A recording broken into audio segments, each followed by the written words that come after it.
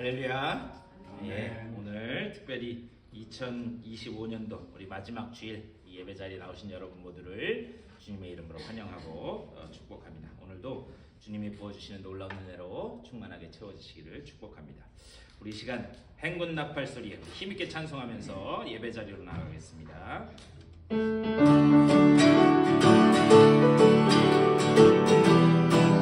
행군 나팔 소리에 행군 나팔 소리에 주의 호령 났으니 십자가의 공기를 높이 들고 나가세 서로 싸우고 의의 멸류관 받았으리라 싸우고 의의 멸류관 예루살렘도 멸류관 받으리 저 요단강 건너 싸움 받지는 날 의의 멸류관 예루살렘 성에서 악한 마귀 권세를 모두 깨쳐버리고 승리하신 주님과 승전가를 부르세 서로 싸우고 의의 멸류관 받았으리라 서로 싸우고 의의 멸류관 예루살렘 성에서 멸류관 받으리 저 요단강 건너 싸움 받지는 날 의의 멸류관 예루살렘 성 달려갈 길 나가고 싸움 모두 마치는 주와 함께 기쁘는 용사들 아들이세 서로 싸우고 의의 멸류관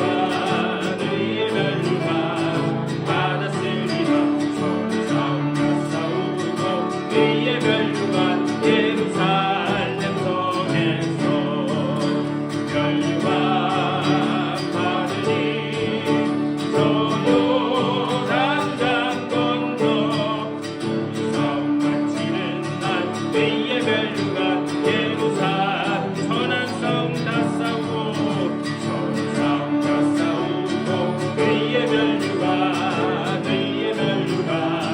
받았으리라 서로 다 싸우고 의의 멸류관 예루살렘 성 멸류관 받으리 저 요단강 건너 싸움 마치는 날 의의 멸류관 예루살렘 멸류관 받으리 저 요단강 건너 싸움 마치는 날 의의 멸류관 예루살렘 성에서 우리에게 주신 그 주님의 이름을 높이 올려드리는 예배 되길 원합니다. 고백하면서 찬양하겠습니다. 온 땅 위에 홀로 높으신 이름 온 땅 위에 홀로 높으신 이름 하늘 위 높이 들리네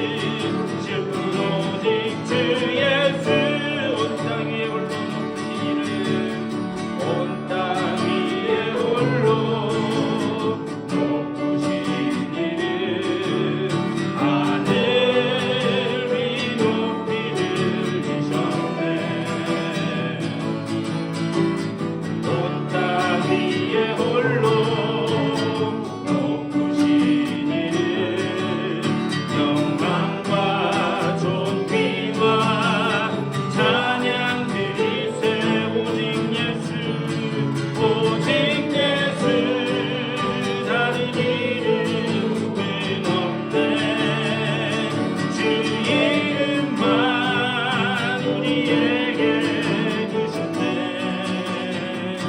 오직 예수 다른 이름 없네.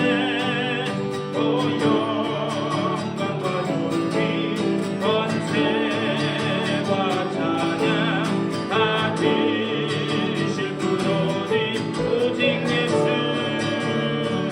오직 예수 다른 이름은 없네. 주 이름만 우리에게 주셨네. 오직 예수 다른 이름 없네. 오 영광과 존귀 권세와 찬양 받으실 분 오직 주 예수. 우리 그대로 다 같이 한 목소리로 기도하며 나아가겠습니다.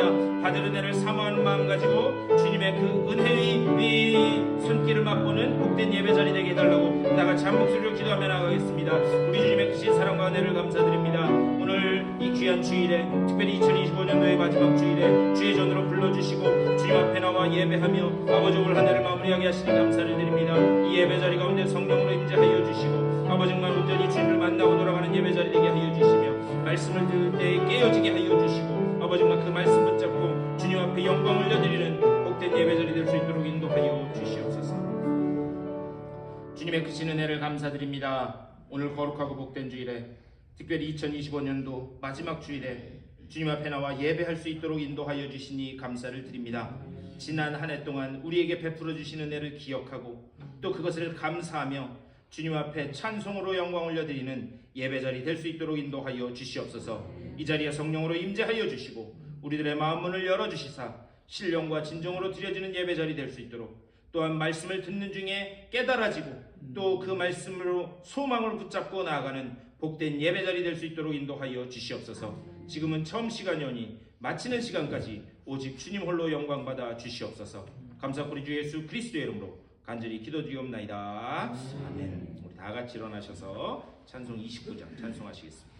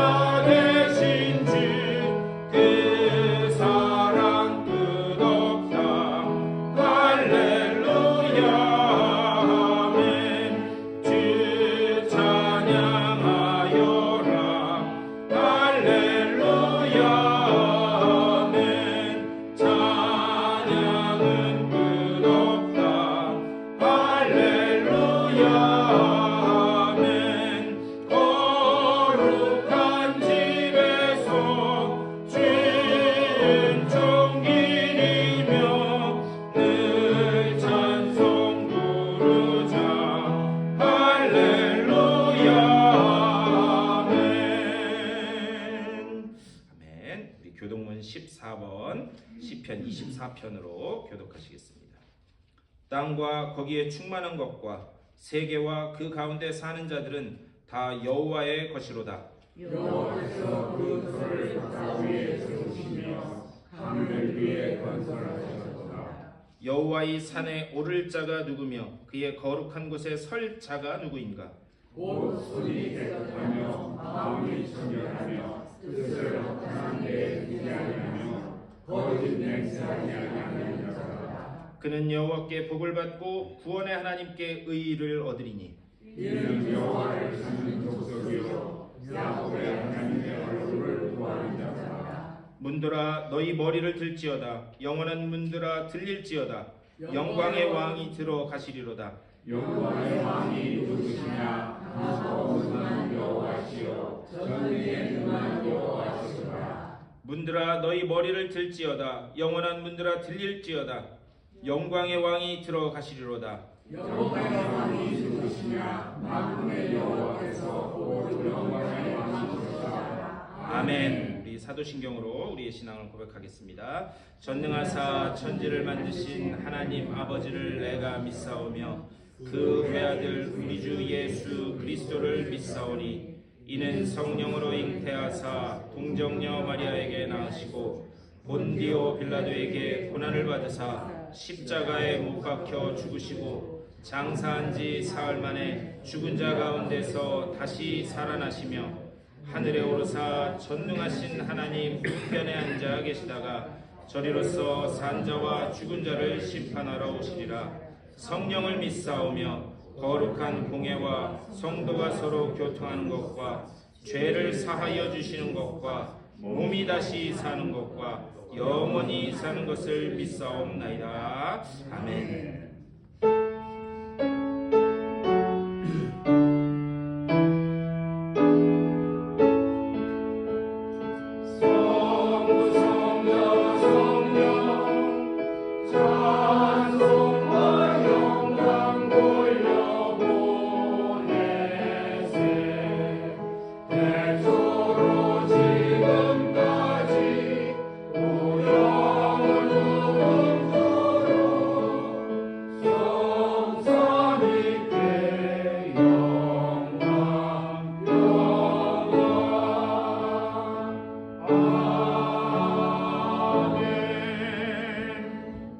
앉아주시고 박동근 장로님 나오셔서 우리를 대표해서 기도해 주시겠습니다.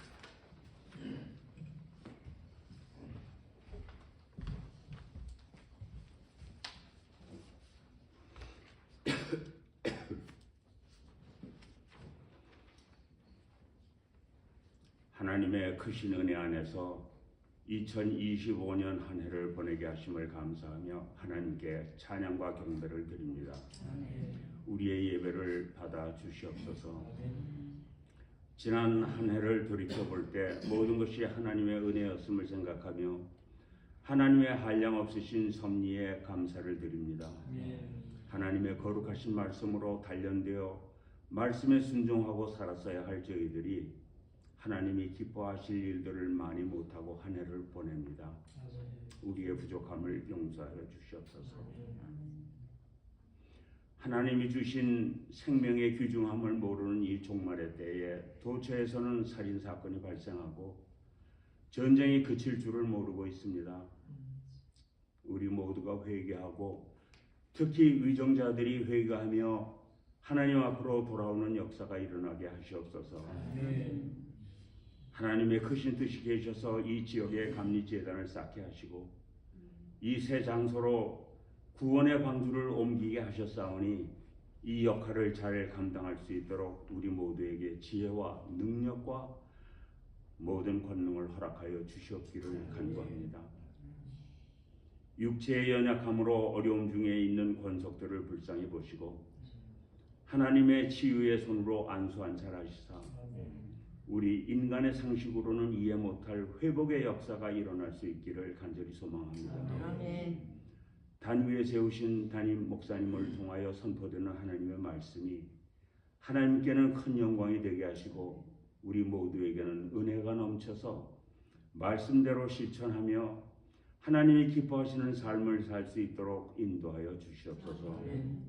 모든 영광을 하나님께 올려드리며 예수 그리스도의 이름으로 기도드립니다.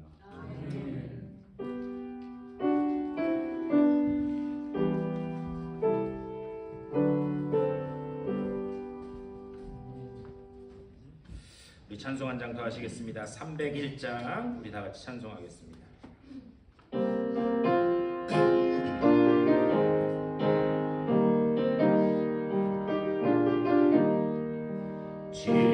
지금까지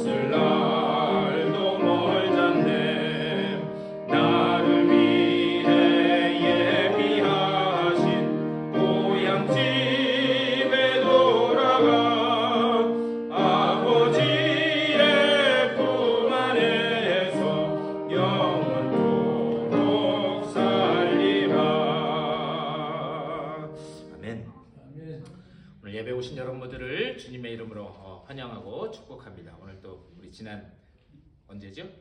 성탄절 촛불 예배 때도 우리 봤는데 우리 박 장로님, 이 자녀분들, 가족들, 그냥 손주들까지 다 오셨는데 제가 봐서는 제일 풍성하게 보내셨을 것 같아요. 사람이 많아서. 예, 그리고 또 우리 혜선자매도 왔는데 이번 주에 가는 거지? 예, 이번 주에 우리 혜선자매도 이제 샌프란시스코로 가는데 어쨌든 잘 가서 또 여러분들의 삶을 잘 사시도록 제가 계속 같이 기도하겠습니다. 우리 이 시간 다 같이 일어서서 전우자고 인사하시겠습니다. 잘 오셨습니다. 반갑습니다.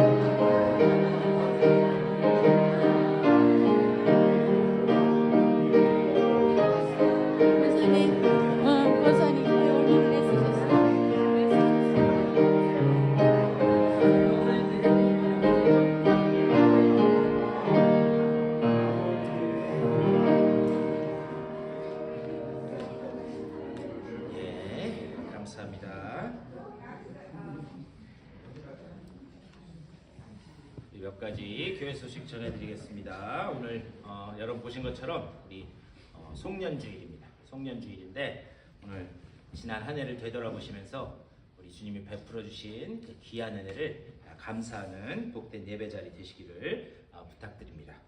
그리고 제가 이미 말씀드린 것처럼 내일부터 이 자리에서 평일에는 5시 반 내일은 오셔야 돼요, 집사님.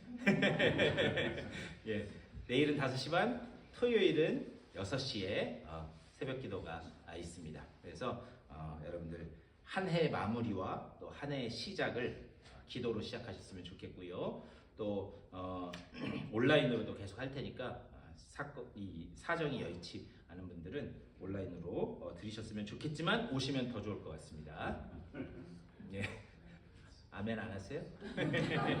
예. 그리고 송구영신 예배 우리 좀 더 늦게, 왜 그러냐면 12시 근처로 가려고 그랬더니 이 어르신들이 조금 운전하시고 힘드셔서 지난주에 이 성탄 촛불 예배를 들어보니까 5시도 어두컴컴해져서 분위기가 나요. 예. 그래서 5시에 이 자리에서 우리 송구영신 예배 드리도록 하겠습니다. 그래서 우리는 다른 사람들보다 한 6시간 먼저 새해를 맞도록 그렇게 할 거고요. 그것 때문에 1월 1일 수요 성경 강좌는 없습니다. 기억하시고 또 1월 1일 새벽 기도도 없습니다. 송구영신 예배를 드렸기 때문에 1월 1일 새벽 기도. 그러니까는 새벽 기도는 언제 하는 거예요? 월, 화, 수.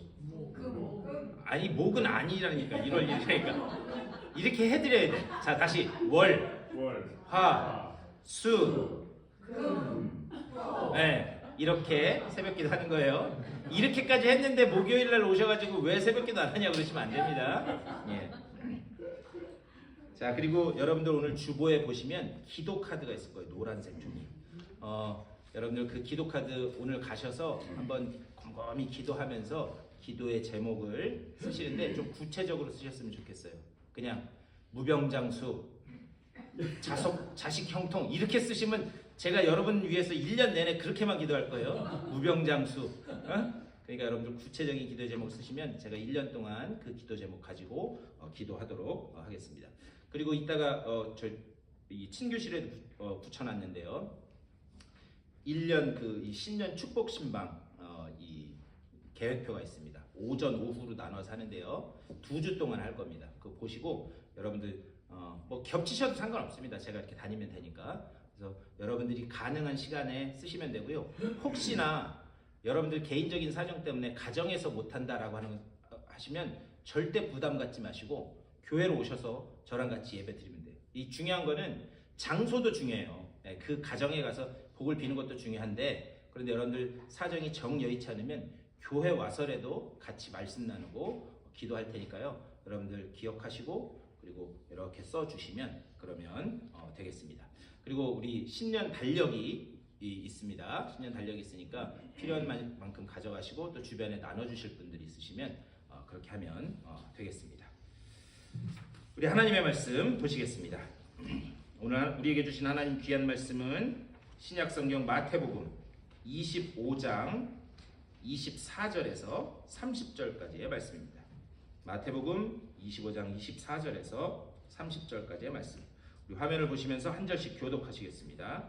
한 달란트 받았던 자는 와서 이르되 주인이여 당신은 굳은 사람이라 심지 않은 데서 거두고 해치지 않은 데서 모으는 줄을 내가 알았으므로 주여여 나서 당신의 달란트를 땅에 감추었도소이다. 보소서 당신의 것을 가지셨나이다. 그 주인이 대답하여 이르되 악하고 게으른 종아 나는 심지 않은 데서 거두고 해치지 않은 데서 모으는 줄로 내가 알았느냐? 그러면 네가 마땅히 내 도를 주지 않을 자들에게나 맡겼다가 내가 돌아와서 내 원본과 이자를 상세를 줄 것이라. 그에게서 그 한 달란트를 빼앗아 10달란트 가진 자에게 주라. 무릇 있는 자는 다 충족하게 하고 없는 자는 그 있는 것을 빼앗기리라. 우리 30절 다 같이 읽겠습니다. 이 무익한 종을 바깥 어두운 데로 내쫓으라. 거기서 슬피 울며 이를 갈리라 하시니라. 아멘. 우리에게 주시는 하나님의 귀한 말씀입니다. 우리 오늘은 2025년도의 마지막 주일입니다. 올 한 해 이 마지막 주일에 여러분과 함께 예배 드릴 수 있게 되어서 너무나도 감사합니다. 또 올 한 해 동안 교회의 여러 가지 행사와 또 헌신과 전도 모든 일에 적극적으로 참여해 주신 여러분들께 담임 목사로서 참 감사드립니다. 근데 여러분들 혼자 한 것도 아니고 지금 여러분 옆에 앉아 계신 분들이랑 같이 이룬 거예요. 그래서 우리 옆에 분들하고 인사하는데 뭐라고 인사하느냐? 올 한 해도 수고 많으셨습니다. 우리 인사하셨으면 좋겠어요. 네, 올 한 해도 수고하셨습니다. 네. 자, 하나 더. 당신이 옆에 계셔서 행복합니다.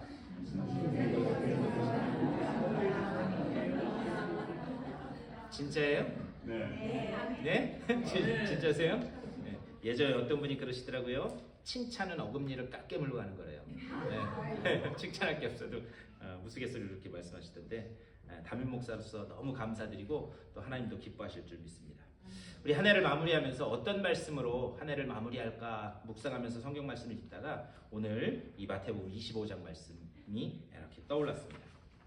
이 내용은 우리가 너무나도 잘 알고 있는 달란트의 비유입니다. 이 비유는 누가복음 19장에도 나와요. 그러니까 달란트 비유가 두 군데 나오는데 오늘 말씀 그리고 누가복음 19장 이렇게 두 군데서 나와요. 그런데 그 나오는 말씀을 잘 비교해서 보면 나오는 화폐의 단위가 다릅니다. 이 누가복음에서는 문화라고 하는 단위를 써요. 근데 이 문화는 뭐냐면 당시에 가장 작은, 오늘날로 치면 페니 정도 되는 가장 작은 그런 화폐의 단위입니다. 반면에 오늘 본문에서는 달란트는 당시에 가장 큰 화폐의 단위였어요.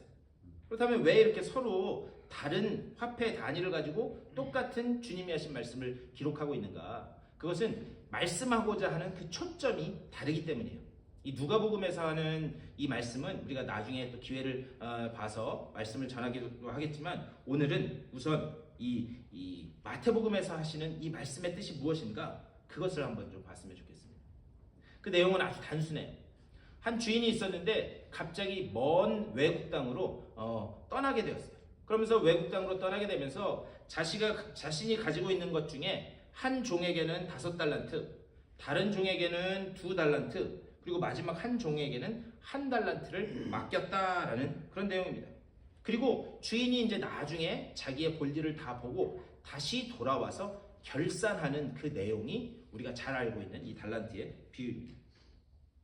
오늘 이 말씀을 보면서 특별히 주인이 결산하는 내용을 보면서 나는 올 한 해 이 마지막 주일에 지금 어디쯤 서 있는가, 이것을 한번 깊이 생각해 볼 수 있는, 그러면서 한 해를 정리하는 시간이 될 수 있기를 간절히 부탁드립니다. 오늘 우리가 가장 중요한 건 뭐냐? 오늘 말씀이 무엇에 관한 비유인가, 이것을 먼저 알고 들어가야 오늘 말씀을 제대로 이해할 수 있습니다. 우리 25장 1절 말씀에 이렇게 되어 있어요. 그때에 천국은 마치 등을 들고 신랑을 맞으러 나간 10처녀와 같다 하리니, 이렇게 말씀합니다. 이 비유는 예수님이 천국에 관해 말씀하면서 하신 그 비유에 속해 있다라는 거예요. 그래서 첫 번째는 10처녀의 비유를 말씀하시고, 그리고 오늘 우리가 읽은 달란트 비유를 하셨다. 이것을 머릿속에 넣고 오늘 말씀 이해하시면 됩니다. 근데 이 앞에서 말한 이 10처녀의 비유, 우리가 읽진 않았지만 이 10처녀의 비유의 초점은 어디 있는가? 깨어있어라, 깨어있어라 라는데 그 말씀에 초점이 있어요. 내용은 그런 거죠. 처녀 10명이 신랑을 맞으러 갔습니다. 그런데 이 10명의 처녀가 신랑을 맞으러 갔는데 그 중에 5처녀는 기름을 넉넉하게 준비해가지고 신랑이 왔을 때 같이 집으로 들어가서 잔치자리에 참여했다 이거예요. 그런데 나머지 5처녀는 기름을 넉넉하게 준비하지 못해서 뒤늦게 기름 찾으러 다니다가 기름을 구해서 와보니 이미 문은 닫혀있고, 그리고 잔치자리에 참여하지 못하게 되었다라고 하는 그런 내용이에요. 그런데 우리가 이 말씀을 자세히 들여다보면요, 5처녀만 기름을 준비 안 한 5처녀만 졸고 있었던 게 아니에요. 10명 다 졸고 있었습니다. 10명이 왜 다 졸고 있었느냐? 신랑이 금방 올 줄 알았는데 점점 늦게 더디게 오니까 그 10명이 다 졸았다라고 하는 사실이에요. 그런데 그때에 야, 저기서 신랑이 온다 라고 하는 그런 소리를 듣습니다. 그리고 그 신랑이 온다는 소리에 다 화들짝 깨요. 그런 다음에 어떻게 하는가? 신랑을 맞으러 나갔다라고 하는 거예요. 그런데 기름을 넉넉히 준비한 처녀들은 잔치자리에 들어갔지만 그 기름을 넉넉하게 준비하지 못한 5처녀는 들어가지 못했다. 그제서야 기름을 구하러 다니다가 늦었다라는 거예요. 다시 말하면 여기서 깨어있어라 라고 하는 말씀의 초점은 졸지 말고 늘 깨어있어라, 그것을 말하는 게 아니에요. 그러니까 우리가 생각하는 물리적인 잠을 이야기하는 게 아닙니다. 왜? 10명이 다 졸고 있었기 때문에. 대신에 이것은 무엇을 이야기하는 건가? 기름을 준비하라, 거기에 말씀에 초점이 있다라는 거예요. 자, 그렇다면 여러분, 기름은 신랑이 오기 전에 준비해야 되는 거예요? 온 다음에 준비해야 되는 거예요? 예, 물어보나 마나 기름은 신랑이 오기 전에 미리 준비해 놨었어야 하는 그런 요소입니다. 문제는 신랑이 언제 올지 모른다는 거예요. 신랑이 언제 올지 알았다면 미리 준비했겠죠. 그런데 언제 올지 모르니까 하루만 더 미루다 보니까 신랑이 갑자기 왔는데 이 등불을 밝힐 기름이 없었다. 이 말씀의 핵심의 초점은 어디 있는가? 이 기름은 늘 우리의 일상 속에서 준비해야 된다. 그러니까 깨어있어라, 이 말씀은 뭐냐? 늘 너에게 주어진 그 일상의 삶을 가지고 어떻게 신랑을 맞을 준비를 하나하나 해가고 있는가? 그것을 천국의 비유를 말씀하면서 말씀을 하셨다라는 거예요. 이것이 깨어있어라. 그리고 난 다음에 이제 오늘 우리가 읽은 달란트 비유를 말씀하는 거예요. 마침내 신랑이 돌아왔습니다. 마침내 주인이 돌아온 거예요. 그래서 돌아와서 이제는 결산을 하는 그 내용입니다. 15절 말씀, 우리 15절 말씀 한번 다 같이 읽어볼까요? 시작. 각각 그 재능대로 한 사람에게는 금 5달란트를, 한 사람에게는 2달란트를, 한 사람에게는 1달란트를 주고 떠났더니. 그런데 여기 15절에서 우리가 눈여겨봐야 될 단어가 있습니다. 그게 뭐냐? 재능대로라는 말이에요. 재능대로. 각각 그 재능대로. 그러니까요, 똑같이 나눠준 게 아니에요. 그 사람이 감당할 수 있을 만큼만 나눠줬다라고 하는 그런 말씀입니다. 그런데 달란트를 이렇게 나눠주는데 이 달란트의 가치가 오늘날로 치면 어떻게 됐냐? 당시에도 그렇지만 당시에도 노동자 한 사람이 20년 동안 한 푼도 쓰지 않고 모아야지만 모을 수 있는 그 금액이 한 달란트였어요. 그 달란트가 결코 적은 금액이 아닙니다. 오늘날로 치면은 연봉 한 5만 불 된다고 했을 때 거의 20년이면 100만 불 정도 되겠죠. 그러니까 결코 적은 돈이 아니다라고 하는 것을 알 수 있어요. 한 달란트만 맡겼다고 해도 엄청나게 큰 돈을 주인이 맡긴 것을 알 수 있습니다. 그리고 난 다음에 16절 말씀. 5달란트 받은 자는 바로 가서 그것으로 장사하여 또 5달란트를 남기고, 여기 16절에서 또 중요한 단어가 나옵니다. 뭐냐? 바로 가서라고 합니다. 바로 가서. 여기서 바로 갔다, 유테오스라고 하는 그 단어는 머뭇거리거나 주저하지 않았다라는 거예요. 5달란트를 받았을 때 어떻게 되는가? 바로 갔다는 거예요. 그런데 이 유테오스, 바로 가서라고 하는 이 단어는 사실 사도행전 16장에 나오는 그런 단어랑 이 비슷한 어근을 가지고 있습니다. 뭐냐? 사도행전 16장 말씀을 보면요, 이 사도 바울이 환상을 보는 이야기가 기록되어 있어요. 사도 바울이 아시아에서 복음을 열심히 전합니다. 그런데 너무 잘 되는 거예요. 너무 잘 되는 거예요. 그냥 복음을 대충 전했는데도, 뭐 대충 전하지는 않았겠지만 제 표현상 그렇게 공들이지 않았는데도, 그런데도 복음의 열매가 막 맺어지는 거예요. 그래서 사도 바울은 어떻게 생각했는가? 아, 하나님의 뜻이 여기 있나 보다. 하나님의 뜻이 여기 있나 보다. 그래서 아시아 쪽에 복음을 증거하려고 아주 최선을 다합니다. 그런데 그게 하나님의 뜻이 아니었다는 거예요. 그래서 성령을 통해서 2번이나 아시아로 가지 말아라, 2번이나 이렇게 막으세요. 그런데도 사도 바울이 그 성령이 막은 것을 못 알아듣는 거예요. 그러니까는 말로 해도 못 알아들을 때는 어떻게 해요? 여러분, 자녀들이 말로 해도 못 알아들으면 어떻게 해요? 등짝 스매싱, 한 대 때리잖아요. 그런 것처럼 이 환상은 어떤 좋은 의미에서 보여졌다기보다는 말로 해도 못 알아들으니까, 그러니까 하나님이 그에게 보여주신 거예요. 그래서 저쪽 이 유럽 쪽에서 이쪽으로 마게도니아 쪽에서 이리 오라라고 하는 그 환상을 보여주십니다. 그제서야 하나님의 뜻이 유럽 쪽에 있었구나, 그것을 알고 그의 방향을 이렇게 틉니다. 근데 거기에서 이 13절에서 뭐라고 말씀하냐면, 사도행전 16장 13절에서 드로아에서 배로 떠나 사모드라게로 직행했다라고 기록되어 있어요. 근데 여기서 직행했다라고 하는 말, 그 직행했다라고 하는 그 말이 바로 이 유테오스, 머뭇거리거나 주저하지 않았다라고 하는 단어와 같은 단어다라고 하는 그런 이야기예요. 5달란트 받은 사람이 바로 갔다. 그거는 무슨 말이냐면, 그 종은 주인의 뜻과 주인의 마음을 평소에 잘 알고 있었다라고 하는 그런 말씀이에요. 여러분 한번 생각해 보세요. 제가 아까 그 큰 돈이라고 그랬는데, 그것을 받았는데, 이 큰 돈을 가지고 무슨 장사를 하지? 무슨 사업을 해야 되지? 그렇게 주저하고 머뭇하다가는 주인이 언제 올지도 모르는데 늦는다는 거죠. 그 종은 평소에 주인이 어떤 생각을 가지고 있는지 잘 알고 있었기 때문에 달란트를 받자마자 어떻게 했는가? 바로 가서 즉각적으로 행동했다라고 하는 그런 사실입니다. 주인이 언제 올지 모르기 때문에 주저하다 보면 너무 늦는다라고 하는 거죠.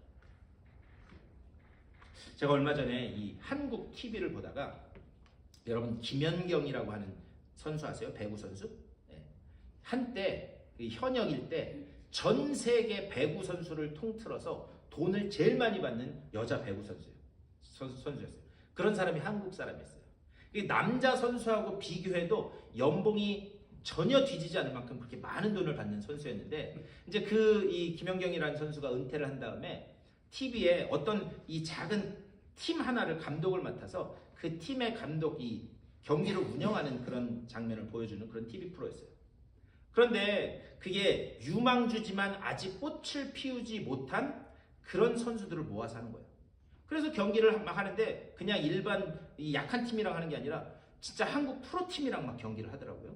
그래서 프로팀이랑 경기를 하는데, 그 중에 한 명이 몽골에서 온 인쿠시라고 하는 그 여자, 21살짜리 여자 친구인데, 몽골에서 한국으로 배구 유학을 온 거예요.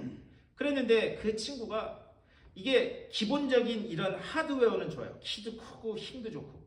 그런데 실력이 아직 부족해. 실력이 부족해서 주전으로 뛰지는 못해요.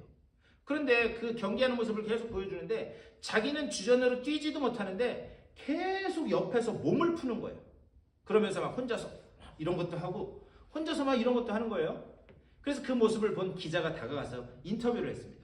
아니 지금 보니까 경기에 못 뛸 것 같은데 왜 자꾸 그렇게 몸을 푸느냐? 그랬더니 그 21살 먹은 인쿠시라고 하는 그 이 젊은 여자아이가 하는 말이 아주 그냥 히트였습니다. 뭐냐? 감독님이 날 언제 부르실지 모르는데 제가 항상 몸 풀고 준비하고 있어야 되잖아요. 그런데 그 친구가 그런 마음 자세가 돼서 그런지 한 번, 두 번 경기에 이렇게 하더니 그 친구가 한국에 있는 꽤 잘하는 강팀 프로팀에 최근에 스카웃돼서 입단했다라고 하는 그런 뉴스가 이렇게 뜨는 걸 본 적이 있습니다. 중요한 것은 무엇인가? 바로 가서 여러분들은 어떠십니까? 주님께서 부르실 때에 바로 가서 그 주님의 뜻을 행할 그런 마음의 준비와 자세가 되어 있습니까? 오늘 그것을 말씀합니다. 이것은 평소에 준비하는 것이다. 이렇게 5달란트 그리고 2달란트 받은 종들은 바로 가서 장사를 합니다. 그런데 1달란트 받은 종은 어떻게 했는가? 그 돈을 땅을 파고 땅에다 묻었다 이렇게 말씀하고 있어요. 근데 사실 이거는요 당시에 돈을 보관하던 지금처럼 무슨 은행이 잘 발달되거나 그런 게 아니기 때문에 당시에 돈을 보관하던 그런 모습이었습니다. 그런데 어느 날 주인이 와서 이제 결산을 하는 거예요. 20절에서 이렇게 말씀합니다. 우리 20절 다 같이 읽겠습니다. 시작.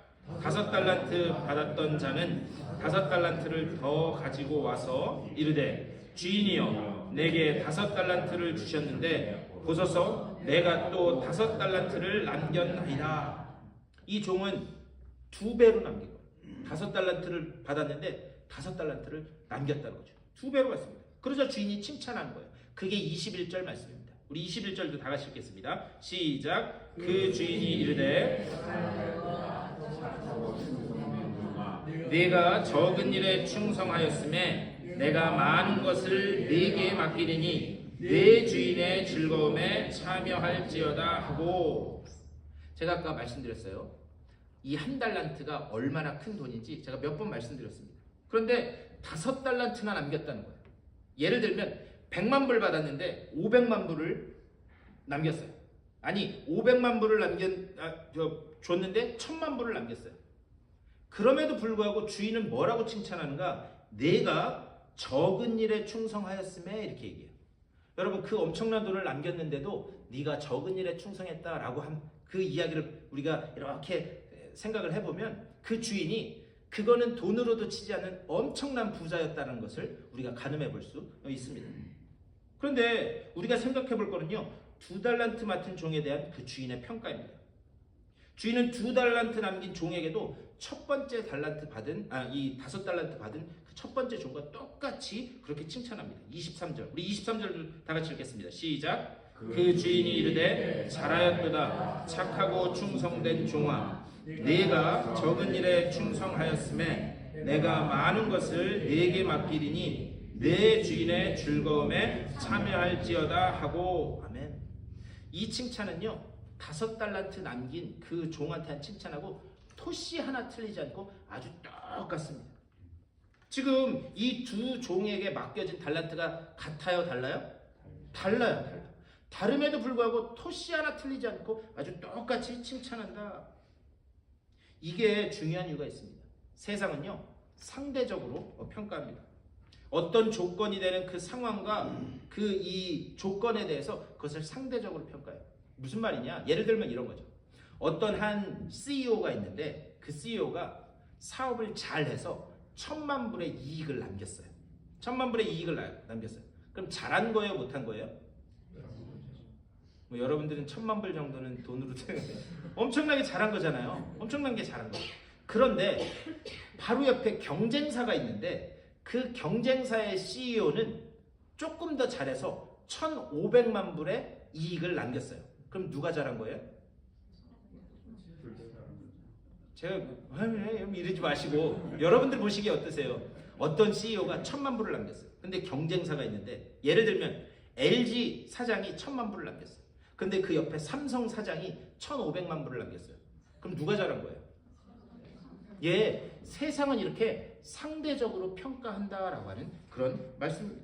하지만 오늘 말씀에 이 주인은 상대적으로 평가한 거예요? 절대적으로 평가한 거예요? 절대적으로 평가한 거죠. 남겼어? 잘했어. 그러니까는 얼마를 남겼느냐, 그 주인은 얼마를 남겼느냐, 그게 중요한 게 아니다라고 하는 거예요. 그 절대 평가의 기준은 누구인가? 주인 마음이라는 거예요. 주인 마음. 주인 마음과 생각에 따라서 잘했느냐 못했느냐를 절대적으로 평가한다라고 하는 사실입니다.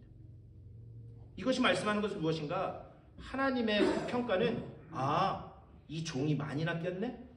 더 잘했네? 이렇게 크기와 숫자와 어떤 규모로 그렇게 평가하지 않으신다라고 하는 사실. 대신에 그 맡겨진 일에 충성했는가? 그것만 보신다라고 하는 그런 사실입니다.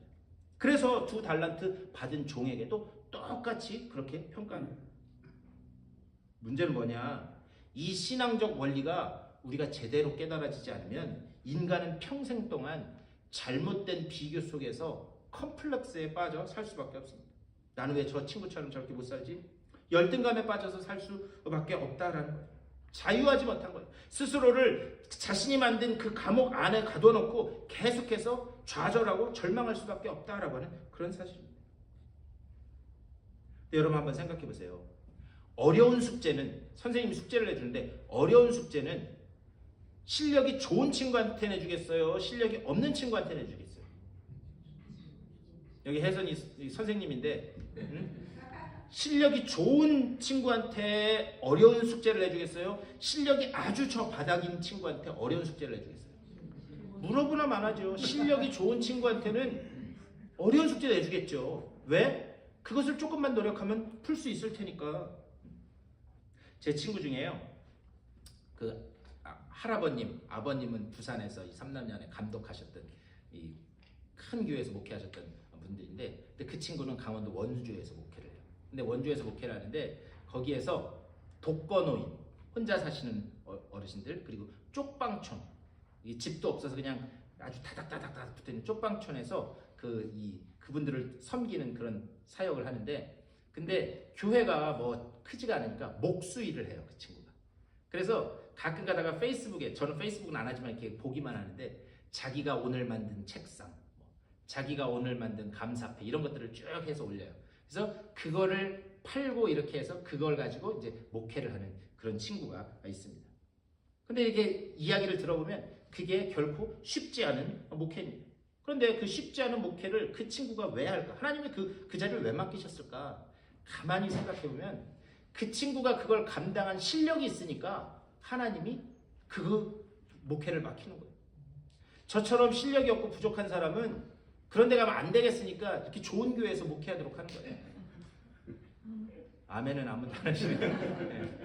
이게 그냥 단순히 제가 겸손을 떠는 것이 아니라 저는 그렇게 믿어요. 하나님이 어려운 자리일수록 더 그것을 감당해낼 만한 그 사람을 보내신다라고 하는 사실이에요. 선생님들도 어려운 숙제를 실력 있는 그런 학생들에게 맡기는 거예요. 부모님들도요, 착각하시면 안 돼요. 우리 애는 어려서부터 속 한 번 안 새기고 너무나도 잘 그렇게 부모 말씀 잘 들고 잘 살았습니다. 그 이야기는 뒤집어 보면 그 어려운 애 맡기면 안 되겠으니까 하나님께서 그런 좋은 아이 주신 거예요. 부모의 실력이 안 되니까. 대신에 애가 나가기만 하면 속 새기고 사고만 치고 들어온다? 그걸 감당하겠으니까, 그러니까 하나님이 그런 자식 맡기는 거예요. 연말에 여러분들 위로받으시라고 하는 얘기가 아닙니다. 네? 성경적 원리가 그렇다는 거예요. 성경적 원리가. 근데 진짜 문제는 이제부터 시작이에요. 24절 말씀. 오늘 읽은 본문 말씀인데요. 우리 24절 다 같이 읽겠습니다. 시작. 1달란트 받았던 자는 와서 이르되, 주인이여, 당신은 굳은 사람이라 심지 않은 데서 거두고 해치지 않은 데서 모으는 줄을 내가 알았으므로. 이 말의 원문의 뜻은 뭐냐면, 당신은 완고한 사람이기 때문에 늘 착취하는 줄 내가 알고 라는 말이에요. 그러니까 여기서 당신은 굳은 사람이라 심지 않은 데서 거두고 해치지 않은 데서 모으는 줄, 그게 무슨 말이냐면 당신은 완고한 사람이기 때문에 늘 착취하는 줄 알고 내가 이 받은 돈을 땅에 감췄다, 그 이야기예요. 여기서 우리가 생각해 볼 게 있습니다. 여러분 한번 생각해 보세요. 이 1달란트 받은 종은 주인한테 손해를 끼쳤어요, 안 끼쳤어요? 그렇죠. 원금은 남겼잖아요. 네? 원금을 남겼으니까 주인한테 손해 끼친 것은 없습니다. 그럼에도 불구하고 주인이 이 종에게 가혹한 평가를 내리는 이유가 있습니다. 여러분, 장사를 하다 보면, 여기서도 개인 비즈니스 해보시는 분들도 계시겠지만, 장사를 하다 보면 항상 이익만 남아요? 아니면 어떨 땐 손해도 나요? 그렇죠. 어떨 땐 손해도 나게 되어 있습니다. 그런데 주인의 초점은 이익을 남기느냐 손해를 남기느냐 거기에 관심이 없었다라고 하는 그런 사실입니다. 대신에 그 주인의 관심은 어디 있었는가? 이 사람이 장사를 하느냐 안 하느냐 거기에 관심이 있었다라는 거예요. 그래서 27절을 말씀하는 거예요. 27절 이렇게 말씀합니다. 그러면 내가 마땅히 내 돈을 취리하는 자들에게 맡겼다가 내가 돌아와서 내 원금과 이자를 받게 하였을 것이니라 하고, 무슨 말이냐면, 야, 네가 나를 착취하는 사람으로 알았어? 그랬다면 아예 그 돈을 은행에 맡겨서 이자라도 남겨서 갖고 와야지. 난 그렇게 착취하는 사람 아니다. 지금 그것을 말씀하는 거예요. 주인은 장사를 하는 것, 거기에 초점이 있었다는 거예요. 맡겨진 일에 사명을 다하고 최선을 다하느냐 거기에만 관심이 있었다는 거예요. 이익을 남겼느냐 손해를 받느냐 이것은 주인의 관심사가 아니었다라고 하는 사실. 그런데 왜 이런 일이 벌어졌는가?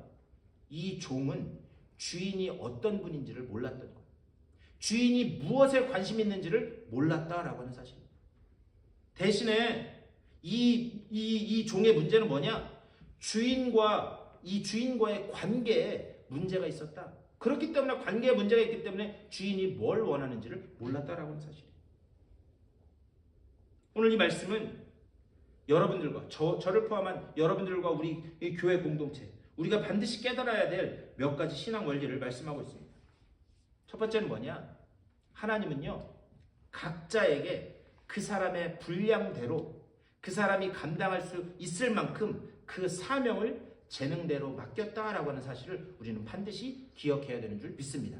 그러니까요, 옆에 걸 보면서 저 사람에게는 왜 저렇게 많이 맡겼지? 나에게는 왜 이렇게 조금 맡겼지? 우리가 그것을 비교할 필요가 없다는 거예요.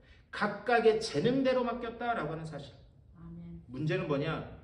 주님이 다시 오시는 그날까지 우리가 이 땅에서 그 사명을 어떻게 감당해야 될 것인가?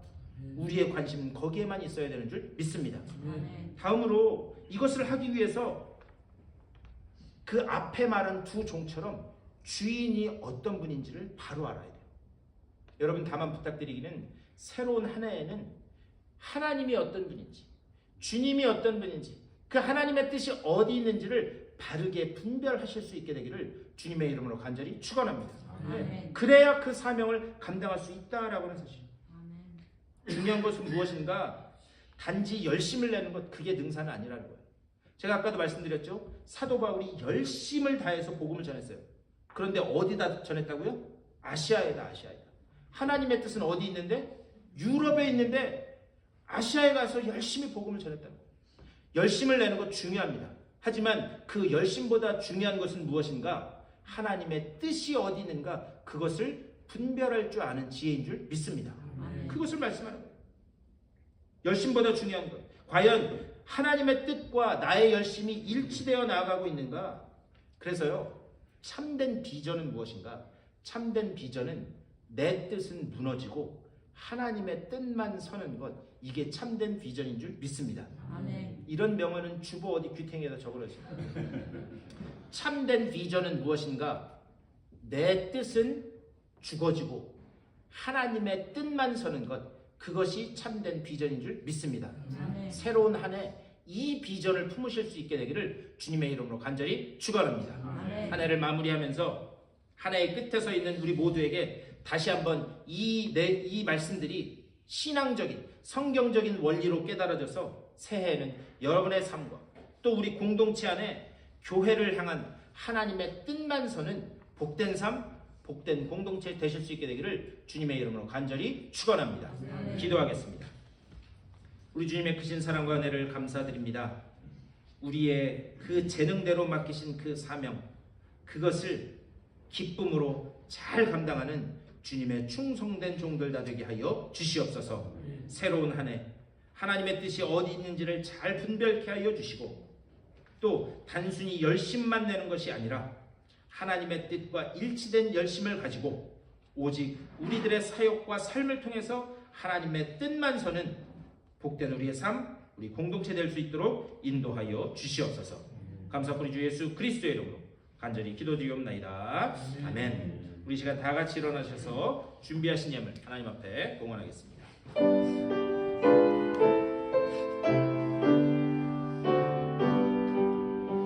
나의 생명 드리니 주여 받아주셔서 세상 살아갈 동안 찬송하게 하소서. 나의 모아 드리니 주여 받아주셔서 나를 위하여 주 뜻대로 쓰소서. 아멘. 주님의 은혜를 감사드립니다. 2025년도의 이 마지막 주일에 주님 앞에 예배하며 지나온 한 해를 다시 되돌아보고 또 새로운 한 해를 꿈꾸게 하신 줄 믿고 감사를 드립니다. 지난 한 해 동안 베풀어 주신 은혜를 감사하고 또 새로운 한 해 우리에게 베풀어 주실 그 은혜를 기대하고 소망하는 마음을 가지고 주님 이끄시는 대로 순종하며 나가는 주님의 복된 백성들 다 되게 하여 주시옵소서. 저들의 걸음걸음마다 하나님께서 어떻게 동행하시고 역사하시는지가 증거로 드러날 수 있도록 복내려 주시옵소서. 그리하여 새로운 한 해에는 주님 앞에 영광 올려드리며 주님의 존귀한 일꾼들로 쓰임받는 저들의 삶이 될 수 있도록 또한 복내려 주시옵소서. 이 예물 속에 담겨있는 저들의 땀과 눈물과 수고 헌신을 기억하시는 줄 믿사오니 아버지여, 그 모든 것 기억하고 계신 주님께서 하늘문을 여시사 풍성이 넘쳐 흐르는 신령한 복으로 이 땅에 기름진 복으로 채워 주시옵소서. 이 예물이 쓰여지는 곳마다 오직 그 주님의 복음의 빛만 비춰지게 하여 주시고 어둠은 물러가고 주님 앞으로 돌아오는 귀한 역사가 나타날 수 있도록 복내려 주시옵소서. 감사드리 주 예수 그리스도의 이름으로 축복하며 간절히 기도드리옵나이다.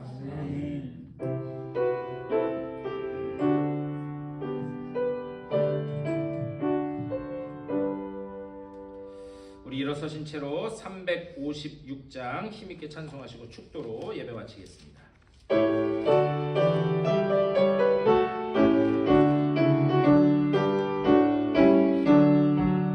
주 예수 이름 소리 높여 찬송 드리니 그 거룩하고 크신 영광 널리 퍼지네. 나의 영혼 싸울 때 나의 영혼 싸울 때